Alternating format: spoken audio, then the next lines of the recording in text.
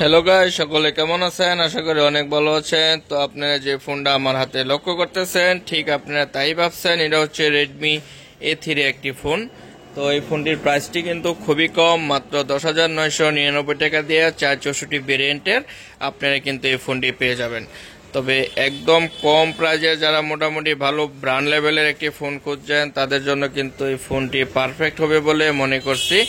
এটিতে ইউজ করা হয়েছে 4 GB RAM, 64 GB ROM, type B charger, এবং এটা কিন্তু অ্যান্ড্রয়েড গো এডিশন। অনেকেই কিন্তু এটাকে ফুল এডিশন ভেবেও অনেক ভুল করে থাকেন, কিন্তু এটা হচ্ছে অ্যান্ড্রয়েড গো এডিশন। তো আর কি কি আছে আমরা যদি দেখি, এটাতে কিন্তু থাকছে আপনার এই 6.7 ইঞ্চি 90 হার্টসের একটি ডিসপ্লে, যেটা মোটামুটি স্মুথলি সাপোর্ট করবে। ডুয়েল ক্যামেরা থাকছে, আর আপনার থাকছে 5000 mAh এর ব্যাটারি।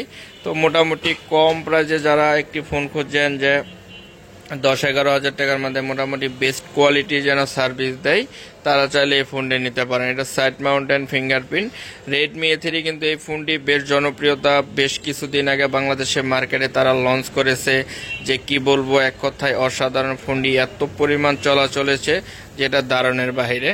তবে এটা যে পিছনের যে ডিজাইনটা, পিছনের মডেলটা হয়তো অনেকের কাছে ভালো লাগবে না, আবার অনেকের কাছে ব্যাপক পছন্দের শীর্ষে আছে রেডমি A3 এই ফোনটি যথেষ্ট স্লিম করেছে। এটি স্পিকার থাকছে উপরে, সাউন্ড কোয়ালিটিটা মোটামুটি ঠিকঠাকই মনে হয়েছে আমার কাছে।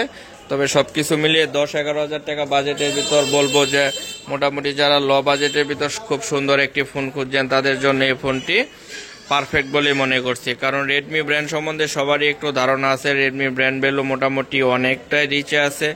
তো যারা 10-11 হাজার টাকার ভিতর একটি চমৎকার সুন্দর ডিজাইনের ফোন খুঁজছেন, তারা চাইলে রেডমি A3 এই ফোনটি নিতে পারেন। আশা করি সকলে বুঝতে পারছেন। সকলকে অনেক ধন্যবাদ। সকলে ভালো থাকবেন, সুস্থ থাকবেন। আল্লাহ হাফেজ।